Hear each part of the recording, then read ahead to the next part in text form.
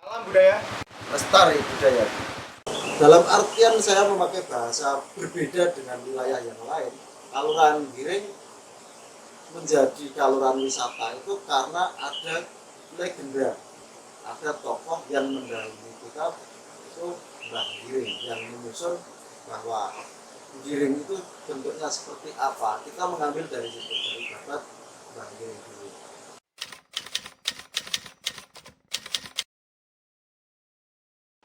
dipanggil ya.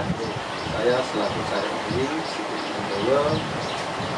Di sini saya akan menjawab beberapa persoalan yang nanti akan diuraikan, entah seperti apa, yang jelas saknya dari sak bisa-bisanya masyarakat saja.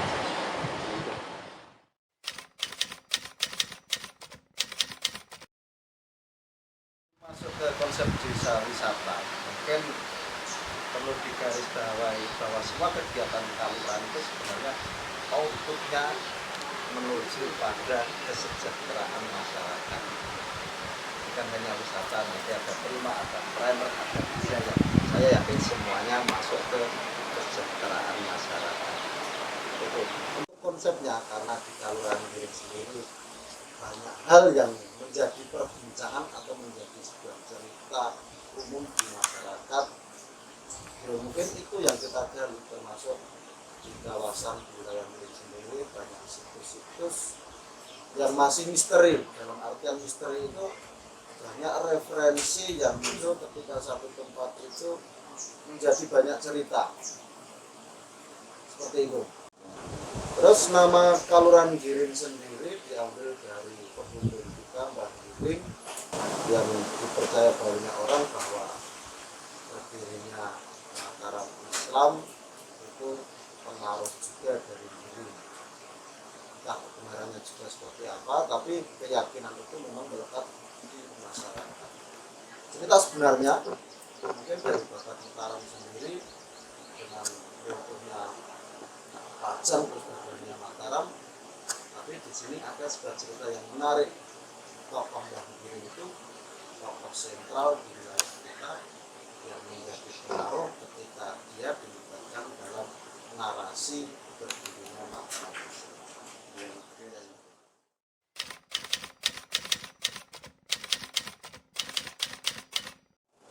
Untuk sejarah itu, kesalahan para leluhur kita, bukan kesalahan ya, mungkin karakter kita dulu kita diajari itu dalam bentuk lisan cerita.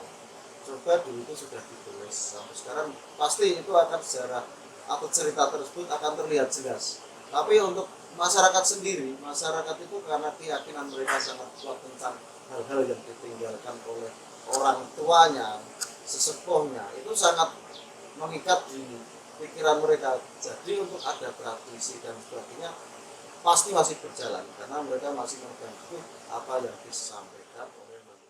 Karakter wong Giring itu biasanya landai datar, emosinya tidak terlalu tinggi, walaupun toh ada satu dua orang, memang beberapa orang yang punya karakter yang lain, tapi kita selalu diajari bahwa sesuatu hal itu memang kita jalankan dengan landai-landai saja.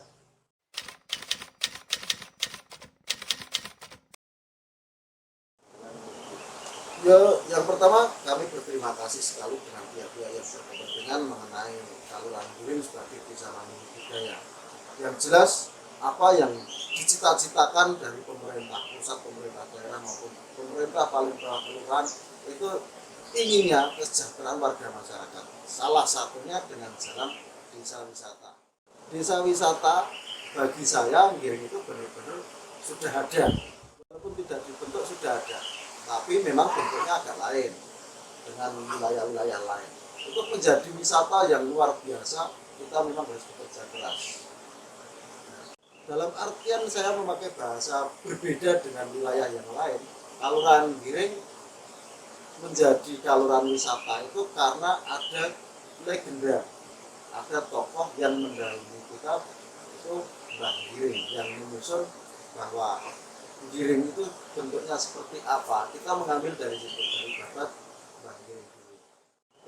Terus karena orang-orang besar zaman dulu, dalam pikiran saya mencerna orang-orang besar itu bukan karena ambisinya, tapi karena kebaikan hatinya.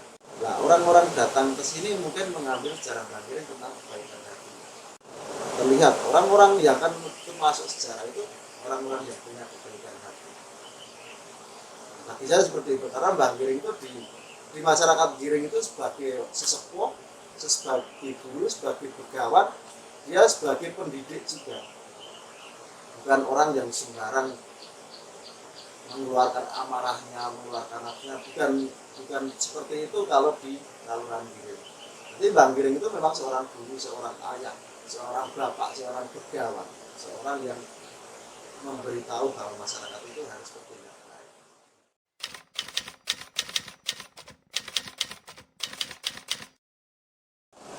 Saya kembali dulu ke Kaluran Giring ya.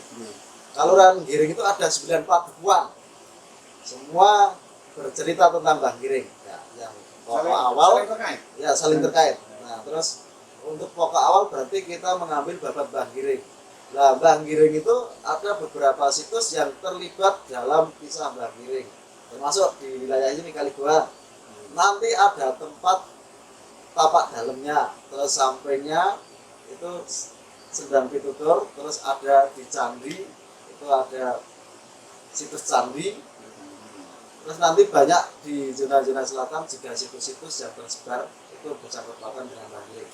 Yang kedua, dari zona selatan sendiri karena ada jalur lintas selatan yang melintang di Kaluran Giring, itu nanti juga ada Gua Maria Tritis, walaupun toh itu yayasan yang mengelola, tapi masyarakat juga memanfaatkan itu, semoga bisa menjadi jalan juga menyokong satu pilar untuk wisata di Kaluran Giring.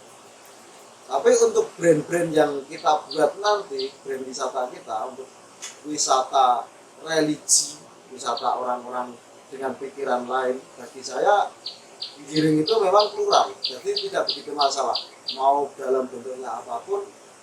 Kita nyenyune apik, permintaan itu pasti bagus, tidak ada permohonan itu buruk, asal itu semuanya langsung menuju Tuhan Yang Maha Esa. Jadi pemahaman saya, Mbah Giring pun membuat situs-situs atau memakai situs-situs tersebut bukan karena kepercayaan hal-hal yang negatif, dalam artian negatif ya, tapi tetap langsung menuju Tuhan Yang Maha Esa. Bagi saya seperti itu.